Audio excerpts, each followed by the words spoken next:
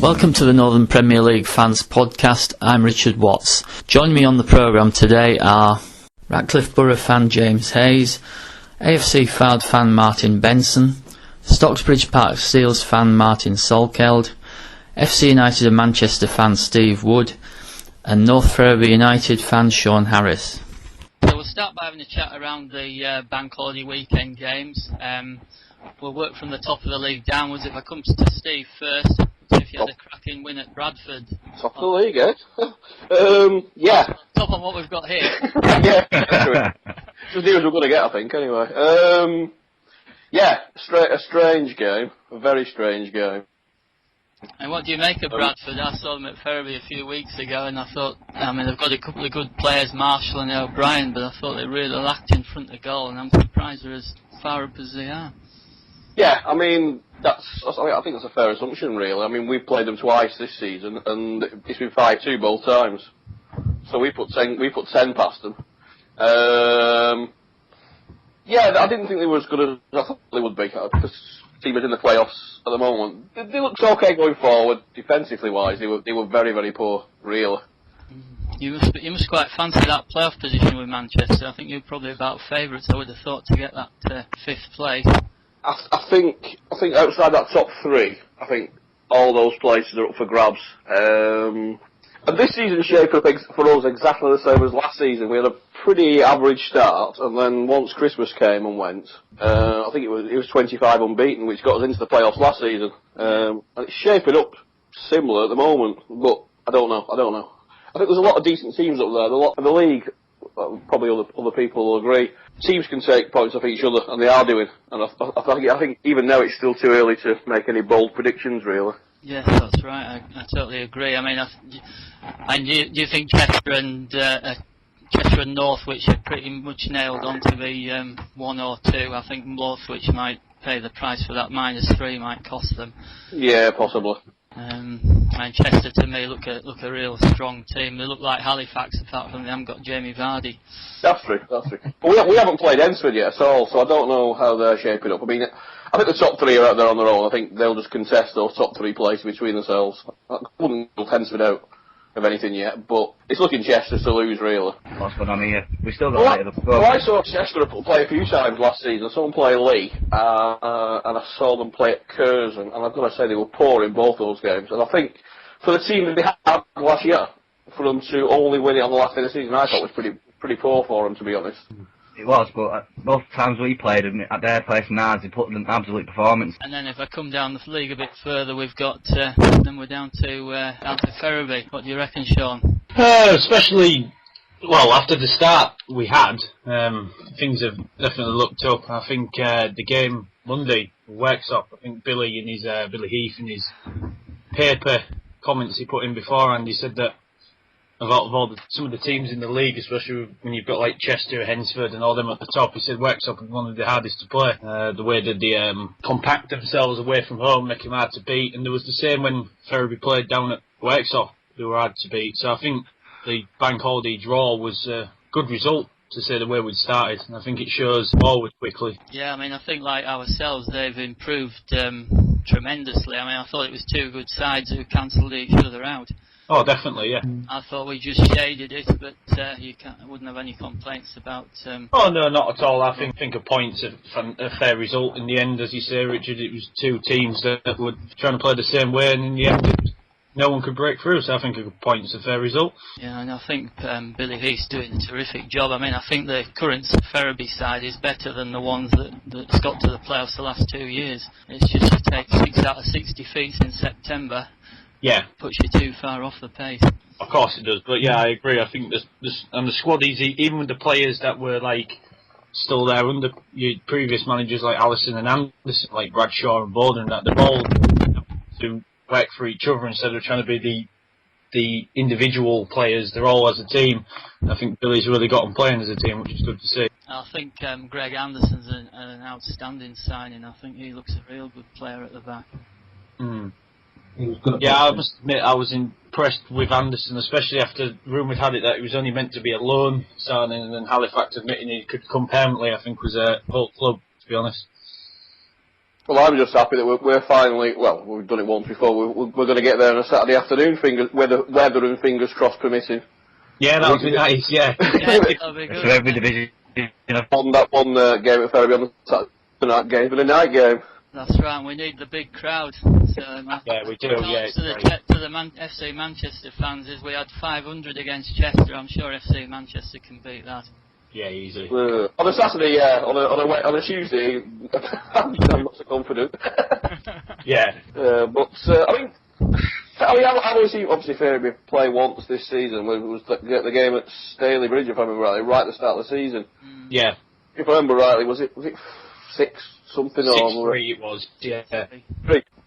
A bizarre game, very similar to the game on Monday. In fact, both games we played against Bradford. You would never put that scoreline on that game. It was I'd say that game at Stalybridge was the same. You'd never going into it. I thought like a 2-1 or something, but then a 6-3. That was very bizarre. It's really strange. Ferriby's a very, very good trip for us. We always enjoy going. It's a strange team. I mean, obviously you see them more than me. I only see them twice a season. They've always struck me as just being solid and consistent without being outstanding, if you know what I mean. I mean, was it Davidson that used to be up front, and he's rapid. He was absolutely rapid and put the goals in. But beyond that, there was never anybody who stood out. But it was such a good team, and so hard to play against. Yeah, I mean, both the Davidsons have come back from their spell at Guiseley now, and they've done well. To be fair, Alex is like you say, he's what you see is what you get. You give him the ball and let him run, and he's lethal. Always causes us problems. Mind you, last year we had Chaddy up against him and he's about 40, so that's probably right. I mean, Davison this season, he's certainly specialising in cutting in from the left-hand side and smacking it in the bottom corner.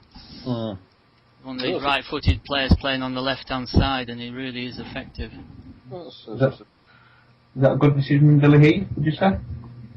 To me, I think Billy was a hell of a great addition to be a manager. I mean, there was rumours of few people coming, but I think he's one of those that he commands respect and gets it quickly, and he gets him playing good football. And I think you look at apart from his spell with Hall Road in the lower leagues, you look at when he was with Frickley. I mean, 5 years at a club with next to no money, and he keeps him in the division, proves he's got a good pedigree about him. He's very vocal, I suppose, at Frickley. Oh, very, very, very vocal, yeah. The rest of the ground will be quiet, but you'll definitely hear Billy, let's put it that way. I won't sit in the stand then for that game. Oh, they're all on the opposite side, isn't it? I'll be alright then. I will sit in the stand. Yeah. I'd stay away from that side. But yeah, I mean, he's done an absolutely outstanding job. I mean, before he came, you just couldn't see where the next point was coming from. And I think we've probably won something like 7 out of 11 since then, I think. Yeah, it's fantastic, really. And it's... There was, obviously, reading non-league paper and what have you, there was problems at the start of the season over there, weren't there? And, Yeah. Oh, there was, definite big problems. It was like, I mean, no disrespect to John Anderson, who was in charge, because there was like it was going wrong, if they were behind the starting 11, and that was it. And to be fair, at the time, he was limited to what players he had, admittedly, but Billy seems to have come in and brought his players that want to play, and he's got the rest to play, and that's why the results have turned. Yeah, absolutely. And fair play. I mean, let's hope neither of us go up so we get a good away day out. Oh, yeah. We need you to stay in for the money you bring. Are we just think we haven't got the money to go up and get any players, so it'd be a disaster if we go up anyway. So will that be different when you get your own ground? Do you think? Yeah, I would imagine so. I mean, I think it's easy to say now. I think there's never plans to pay, to be Halifax or Chester. That's plainly obvious. Yeah. But I mean, we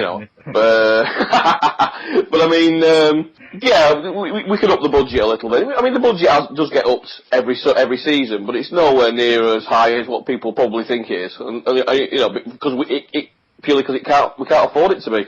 We have to sell the club to players on you play in a league ground.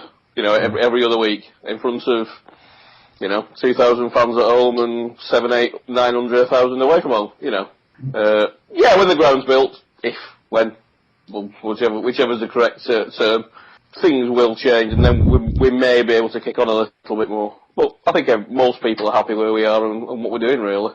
Yeah, has it started building the ground yet, or?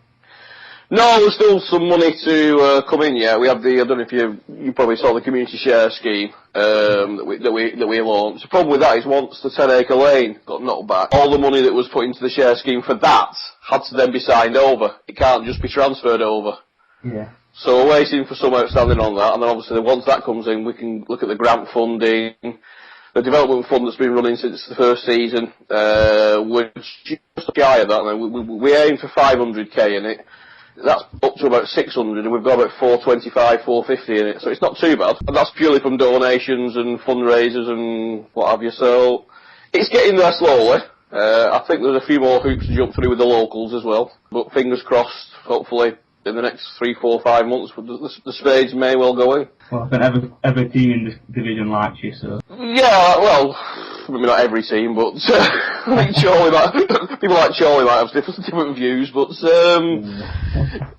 yeah, I mean, I think we enjoy going there. You know, I get to all the games, and we were saying on Monday, actually, funny, that there's a little bit of, not boredom creeping in there, but, you know, when you think about it, I used to, not to dwell on history too much, but I used to go all over watching United. I went all over the world, so it was always different grounds and different countries. When we started 5 years ago, obviously, you go through the northwest counties, different places. I'd been to a lot of the grounds already. I used to watch non-league anyway before that as well, when United weren't playing and whatever, so I'd been to a lot of the grounds. So every season for the first 3 was all different places for people, and that's probably a little bit why the away crowds have dropped off a little, because it's generally the same grounds season in, season out now.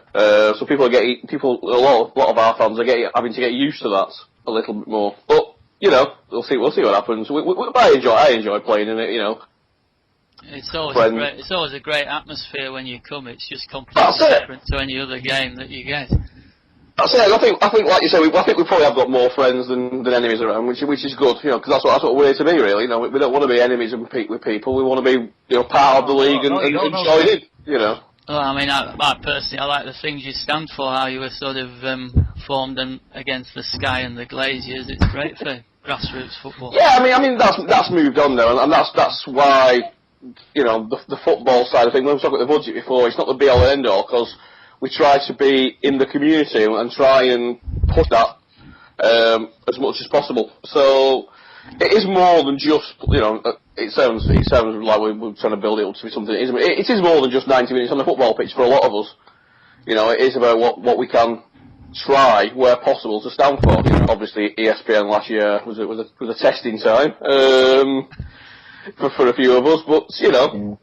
You've got to get over these things. If you're born out of something like we were, you're going to get problems every year or so, and something cropping up, and it's just the way how you get over it, really, and you know, it makes you stronger, really.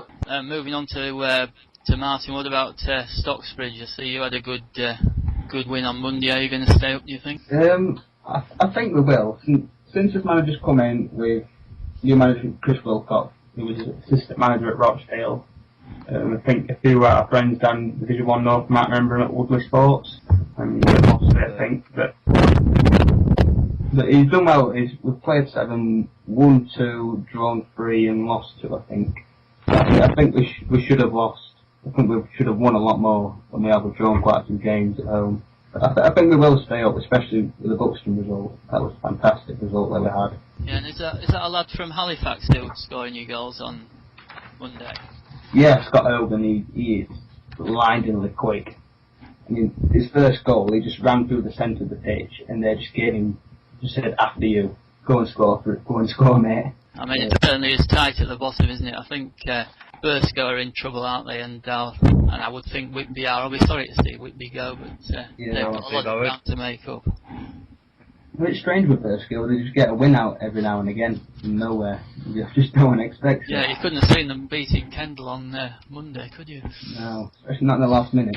No. I think Burscough are suffering at the moment for the start they made. I think I saw, and I don't know what kind of team they put out in the League Cup the other week. We put our full team out, and it was a very close game. I mean, even when we played in the we won 4-3 in the end. We were 3-0 inside 15 minutes.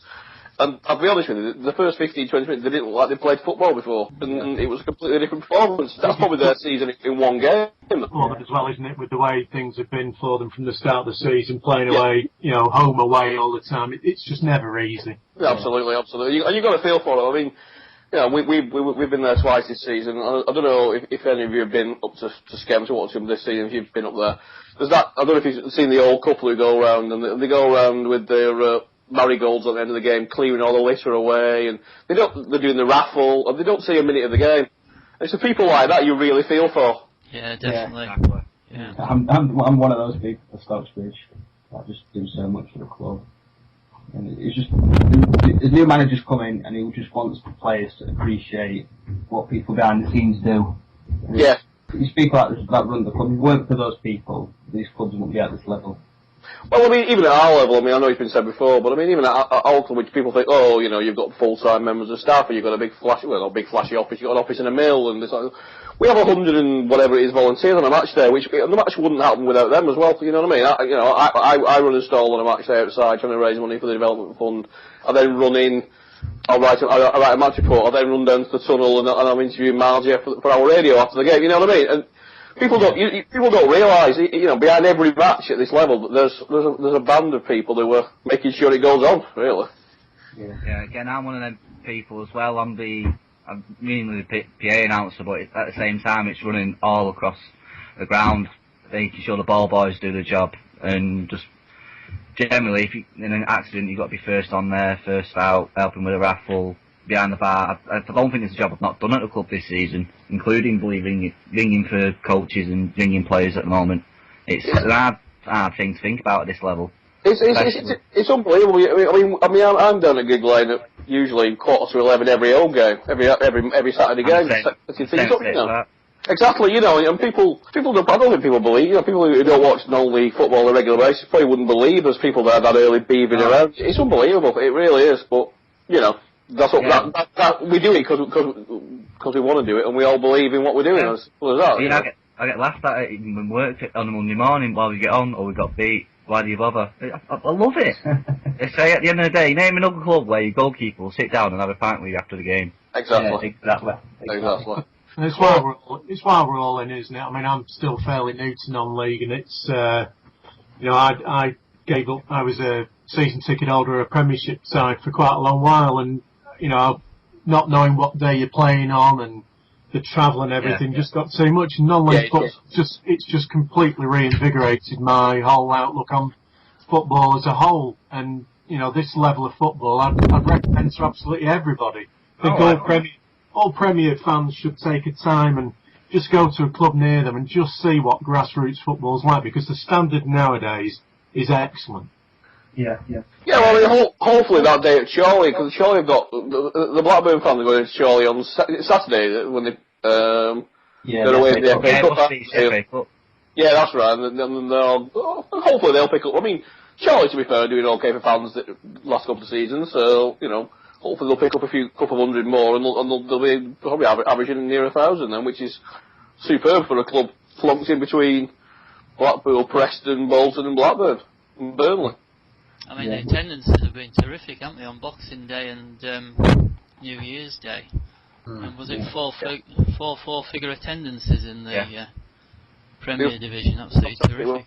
I mean, I think when you can come and pay just under a tenner to watch a Everstick game, and you think you go to the Football League, you're paying 30 quid plus, there's just no comparison. No. And we're hoping to get more fans when our match against North Ferriby. About 3 weeks' time, it's free entry. Doing what Worksop did against Micklehove. So we're hoping to try and get Sheffield Wednesday, Sheffield United fans in. And just appreciate non-league football. It's better than we think, really. People are just afraid to try it, I think. Yeah, I think you're right. I mean, it's like I said earlier, I was quite fortunate when FC started. I used to go watching North West County when I was a kid. When United were away, I knew the manager of Addison Alar, who was then. So I used to go down watching them. I mean, as a kid, as a 8-9-year-old, I was used to going watching non-league football every other Saturday. I think for the majority of our fans, it was a bit of a a bit of a culture shock, and a lot of them. There was a lot of evangelical stuff. Oh, it's fantastic, as if we'd invented. The old Altrincham invented non-league football type of thing. We've got over that now, thankfully. And I used to, I was constantly on forums going, well, some of us did used to watch non-league football before, just trying to. But you're right, though. You're absolutely right. I hope these initiatives like what clubs are putting in. I mean, we do it at Gig Lane with Kids Go Free days and Youth United days, where all under 16s getting free. Trying to get them. When we get youth groups down and football clubs, just trying to get them to come and watch live football. Kids can't get into most grounds these days at the Premier League level. No, that's right. So, but going back to what Richard said, tight down at the bottom, I believe it's only going to get tighter. I know Mickle were going to get a points deduction for the suspended play, and there's a lot of teams that have out of form, like Brickley and Matlock. Matlock haven't won a game in 10, and if that's not relegation form, then I don't know what is.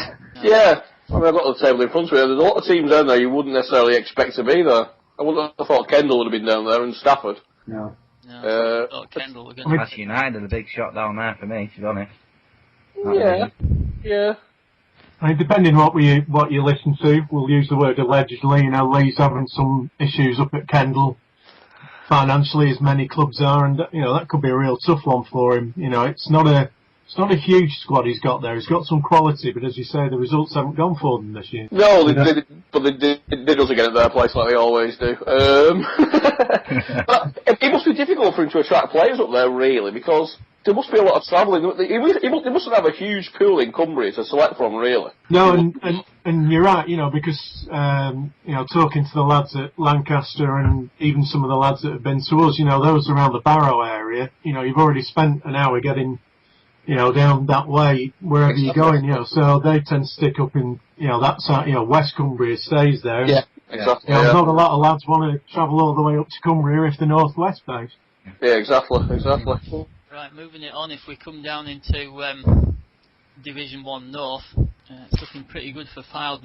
Yeah, I mean, I think Dave Challenger's come in, he was a big signing, as much as a good player, bringing him in from Colwyn Bay. He's dropped down the 2 divisions, and you only have to talk to him. The guy's very, very ambitious. I don't see him, unless something really interesting happens with us and we have a sudden spurt through all the leagues, I see him being potentially a conference or even a football league manager at some point. The guy's still young, he's 36, he's very, very ambitious, and he's certainly turned us around. We're known as the money guys in our league, we know that, and he's now starting to bring those players to the fore. With 5 wins on the bounce, and Saturday's game at Radcliffe's going to be a cracker. The 2 formed sides, I was looking at bring it on. Absolutely, it's going to be an absolute cracking game of football. They always are between the 2 sides as well. Where did the Dave Challenger signing come from? It just came out of the blue. It did. I mean, to be fair to Dave, the system, he just applied it. I think at Colwyn, he knew he'd possibly gone as far as he could with them. As I say, it's not, an unknown thing that there is a little bit of money at our place, and I think he thinks potentially he can take us places. And he's brought that attitude with him, and players that were going a little stale, I think it would be fair to say, have been challenged. Some of the guys who thought they were automatically due a place have been, found themselves on the bench. And I think the big difference is as we've shown really with both games over Christmas, we're winning games when we're not playing as well, as we'd like. 2-1 wins at 2 tough places away at Amber Bridge, and find that, they're not in the greatest of form, but that is, it's a local derby, and, against Lancaster, Tony's got them. Again, they're not in great form, but they're a bit of a bogey side for us, and he's got a great young side there as Tony Hesketh at Lancaster, and there were 2 really hard, ground-out 1-0 wins, and that's the difference with us now. How's it looking at the top there? Did I say that Curzon Ashton won for about 5 games, something like that? Are they? Yeah, I mean, I'd love to say we started it by beating them, but I think to be fair to Curzon, I don't know what it is about them. They do seem to go through these rough patches around Christmas every year. They're a decent side, but no disrespect to them. I think we've played better teams this year, and I think that they're now starting to struggle. They've had a few injuries. You know, they're having to change it around a bit, and you know, teams are not as scared of them. You know, the whole Curzon thing, I find bizarre. Not in a bad way necessarily, but I mean, you've got Gary Lowe went to Hyde. He took a lot of the players. They're ripping up trees in Conference North, bizarrely, because where's that come from? You wouldn't have expected it. And they're still obviously top of the league in the Evo Stick North, and you know, they've lost the last two Player of the Years, both signed for FC with Norton and Jones. I mean, they took. I mean, what summed up for me? They took one of our midfielders, Jimmy Holden, who's not. And I was talking to him. He came to me and said, "Are you enjoying it?" He said, "No, I absolutely hate it. I'm not touching the ball for 90% of the game. It's flying over my head." So maybe they just play that solid brand of. I mean, I've not seen them play this season. I don't think I've been up there this season. Maybe they're just playing that solid brand of football, which gets them results when they need to. I don't know. I think it isn't. I mean, one of the problems at the moment, I don't know where other people feel, but for them, Chris McDonough's dried up. You know, he's not knocking it in, and at the moment they haven't got anybody else easily. You know, consistently knocking it in. Chris is a great player. You know, I love him to death. I know we were interested in him at one point in time. You know, they've got him under contract, and he's gonna. You know, he's a damn good player, but he's dried up. The goals just are not coming. I mean, for the first part of the season as well, Curzon had half the Mosley squad with him from the start of the last season, and Mosley weren't exactly the best of teams last year. That's a good point. That's a good point. They didn't right? Yeah, John took quite a few with him, didn't he? Yeah. McDonough's massively known that. Most of the team Mosley fans want him back. So it's like, now he's drying up. I don't think it's the same situation now, but I don't know what's happening with Curzon. When we played them, they're one of the worst teams we've seen this season. I'm sorry to say, Curzon fans, but when they came there first game of the season, you look like nothing special at all. I'd even go as far to say Ossett Albion gave us more of the game than you did. They've only lost one game, so maybe they're just a consistent side. Well, I haven't seen it personally, so... Yeah, I mean, what they've started to do now is just draw, and draw, you know. I mean, it wasn't long ago, like you read our forums, the doomsayers amongst them, we were 17 points behind and out of it, you know, we're 3 behind now, level games. Yeah. And, you know, things turn around quickly when you don't win games. You know, it's the old story, innit? You draw 2, it's not as good as winning 1 out of 2, you know, so... Would it be, I mean, if Fylde didn't get up, you know, either through the playoffs or as champions, would it be a inverted commas, maybe not as strong, a disaster, you know, especially with losing the playoff final last season? I would think at the top of the shop it would certainly be seen that way, yeah. I mean, you know, they made the decision very early to let Kellum go. And that can't have been an easy decision for the chairman. You know, he's known Kellum an awful long time, and they're fairly close neighbours. So, yeah, exactly. Yeah. But you know, he didn't mess around. He took the decision early, and you know, so far it's paid dividends. Absolutely. I saw a playoff final. I was at Shaun last year, and I thought they looked a decent side. Certainly. I mean, obviously, I've not seen you play this season, so obviously. But last season, I thought, in that one game, certainly could have, if they'd have won the game, could have done okay in the league this season. Yeah, I mean, to be fair, I think the better team won on the night, and we've no qualms at all. But, yeah, it had its moments last year, that's for sure. And how good are sort of Farsley up there and Skelmersdale? How big a dangers are they going to be? Farsley and me have probably been I read an interesting thing on one of the forums and on League Zone. Somebody wrote about the fact that the 8 teams at the top are the teams that, in quotes, you know, play football rather than looking for the point and looking to nick it. And Farsley are a perfect example of that. We had problems to beat us at their place, and you know, we drew at ours, and they were a tough team. You know, they're going to win a lot of games. They certainly don't go out to draw a game. They'd rather lose, you know, 2-1, 4-3, whatever, than draw a game to some extent. Skelmersdale, Tommy's no mug. They're going to be there or thereabouts. Great setup, really good manager, going through a rough patch. You know, and the same could be said for us. If Rich Allen dries up, that could be a problem for us. Shaun Tuck's dried up a little bit at Skem. They're not getting the results now. They've looked good. Out of everybody, I think Witten potentially could be the other team in with a shout at the top. I was quite impressed with Salford when I saw them at Ferriby in the FA Trophy. But I see they're quite a bit off the pace. They certainly played a lot of nice football. They weren't very dangerous up front, but they played some good football. Our bogey side, never beaten them. I saw Salford play in the League Cup a couple of months ago against Chorley. They gave Chorley a decent game. I mean, it wasn't quite Chorley's first team, but I think they got a decent squad at Chorley, so they were all players there or thereabouts. And they certainly gave Chorley, it was 2-1 in the end to Chorley. They pushed them all the way. And Rodri was playing up front and being Rodri. Absolutely. Yeah, we don't say anything more on that, do we, I suppose. I suppose they could be up there, couldn't they? There's no doubt about that. I think if he gets them on any sort of a run, yes, they could well make absolutely, the play. Yeah. They've got their minds, I think, on other things to some extent and getting everything right back at the ground again and recovering from all the horrible stuff that's happened to them over the last couple of years. But, again, great bunch of people. Rodri's no mug. He's brought them on really well. Is it going to be as tight as last year and so? I hope not, but yes, I think potentially it could be. We had Halifax the year before. Chester, as has already been said, should probably have run away with it last year and didn't. Was it by 1 goal they won it by? Yeah, very late as well. When you look at when those goals were scored, we played Skem in the playoff semi, and I think we caught them at the right time. They were absolutely devastated. They were up 10 minutes to go. They were going up as champions, and then, they conceded one, Chester scored one, and all of a sudden deflated, So I think it is going to be tight. And I think there are still potentially somewhere around 8 or 9 teams that could make the playoffs in this division.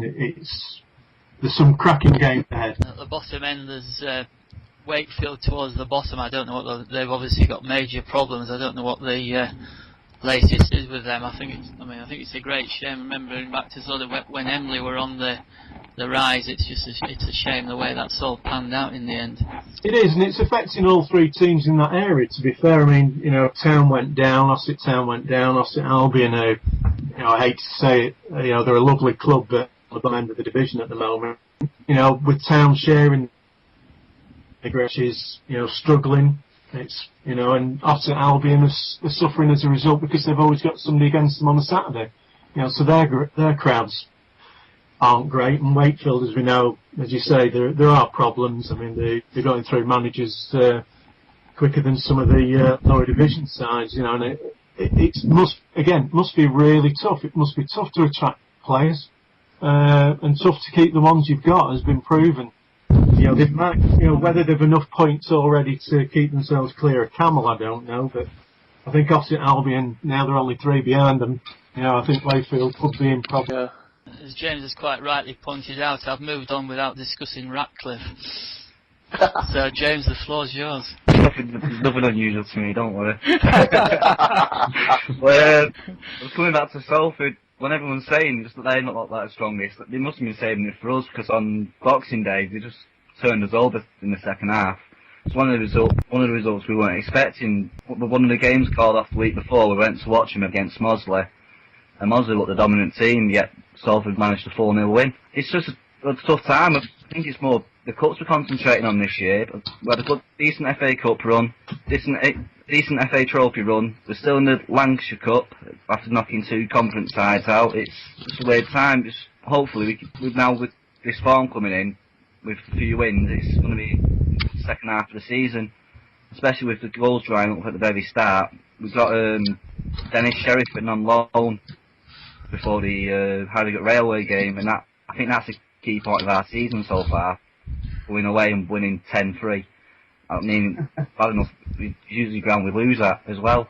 I remember the tweets well from that day. It was one of those funny days, that as you say, with the 10-3. There's not too many of them in most clubs' records. Oh, no. I missed the game. I was unfortunately due to work, so came home. I'm the person who puts it on the Facebook pages and all that. It's like, right, we'll go up after 2 minutes, go downstairs, come back, 10 minutes later, it's 4-0. What's going on? Laptop died, came back up, it's 7-2 half time. answering someone at the ground saying, "Is it April Fool's Day?"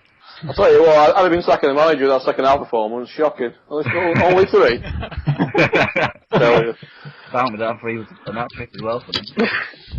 I'm just gutted we've not had our annual game this season. I know, well, that's one thing you can say to one of your fans who comes to Rapid now and again. It's one thing we've been missing this year. Not even had a friendly against you. Yeah, exactly, mate. It's a strange...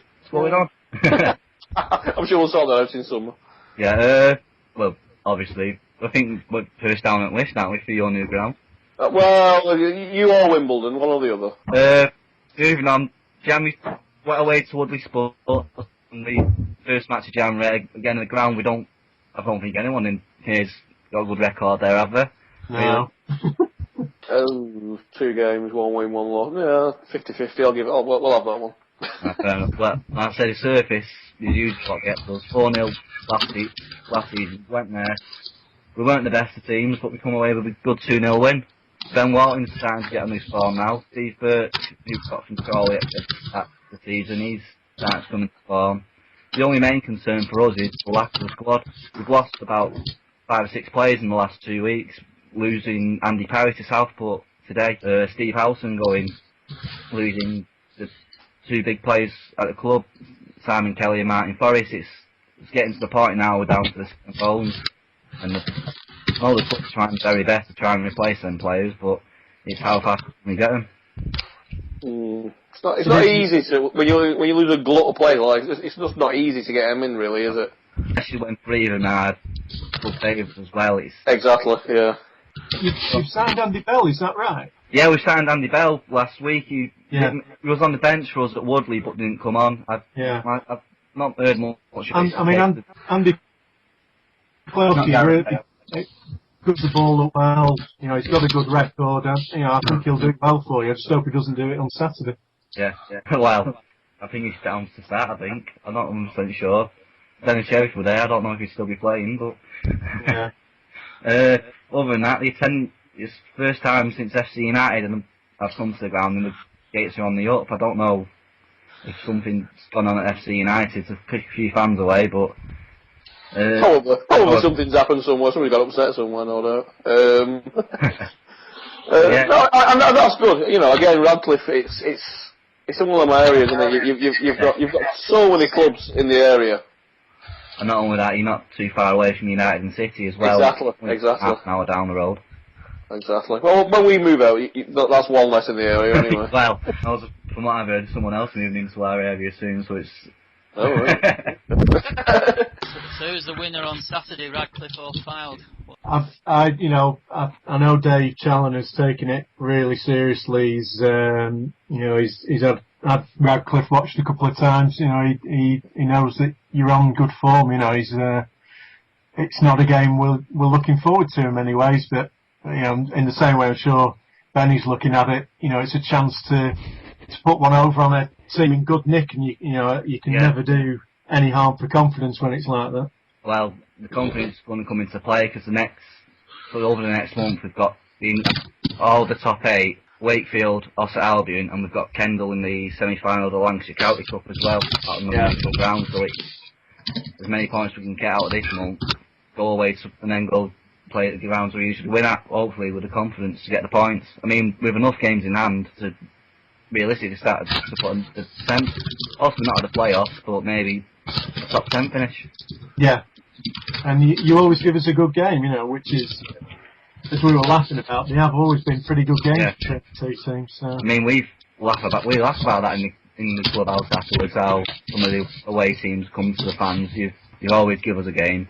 So some of our performances I've seen sometimes, it's like, why do the club say anything to us? I know probably Benny is listening to this, and I'm getting a good roasting on Saturday, but at the end of the day, it's good to hear stuff like that, to be honest, especially when with this low down table. It gives us a good view for the future. I mean, last season losing Jerry Lushka was a bit of a hit, and that really was the main form of our.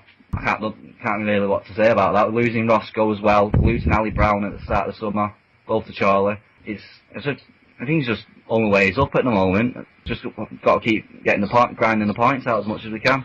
I mean, do you think the cups have been a distraction for you this year? I mean, you are down in 17th at the moment, as you said. Not really. FA Cup run, just for getting knocked out by a team 2 divisions below us. It's a good 5-figure sum for the club. That's helped out. And losing to Worksop back there at Worksop in a replay for the FA Trophy, 3 games into that contest, isn't, again, the worst of things. The Barrow fans, the 2 conference sides have brought a little bit of money. I said, hopefully the club don't see it as the time to just slow down, just get back up there. Hopefully put a bit of pressure on the top teams, and you never know, Fylde might end up thanking us at the end of the season yet. Oh, I hope so. No, the Chester fans weren't too happy with last season when we nearly cost them the league. That's it for today's podcast. Thanks for listening. All that remains is for me to thank James Hayes, Martin Benson, Martin Salkeld, Steve Wood and Shaun Harris for taking part. If you want to appear on the podcast or would like to contact the show, please email nplfanspodcast@gmail.com.